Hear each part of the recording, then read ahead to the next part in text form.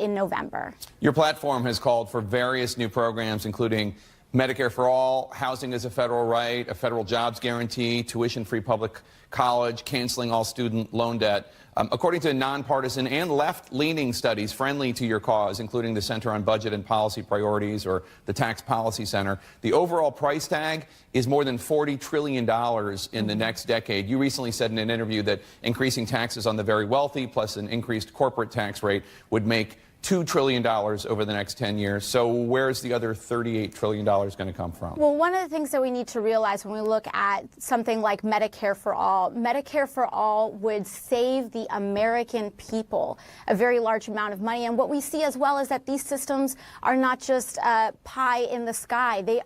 Many of them are accomplished by every modern civilized democracy in the Western world. The United Kingdom has a form of single-payer health care. Canada, France, Germany.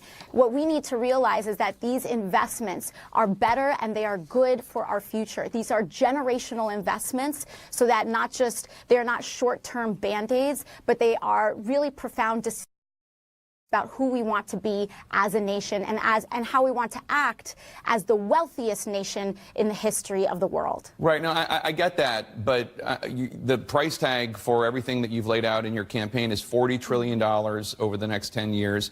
I understand that Medicare for all would cost more to some wealthier people and to the government and to taxpayers while also reducing individual health care expenditures. But I'm talking about the overall package. You say it's not pie in the sky, but $40 trillion is quite a bit of money. And the taxes that you talked about raising to pay for this, to pay for your agenda, only count for $2. And we're going by left-leaning analysts. Right. Well, when you look again at how our health care works, currently we pay much of these costs go into the private sector. So what we see is, for example, a year ago, I was working downtown in a restaurant.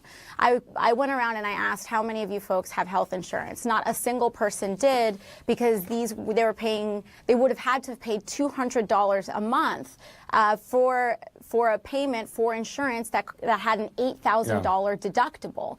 What these represent are lower costs overall for these programs. And additionally, what this is a broader agenda. We do know and we acknowledge that there are political realities. They don't always happen with just the wave of a wand, but we can work to make these things happen. And in fact, when you look at the economic activity that it spurs, for example, if you look at my generation, millennials, the amount of economic activity that we do not engage in, the fact that we delay purchasing homes, that we don't participate in the economy and purchasing cars, etc., as fully as possible, is a cost. It is an externality, if you will, of unprecedented amounts of student loan debt. I'm assuming I'm not going to get an answer for the other $38 trillion. I'll have you back and maybe we can go over that. But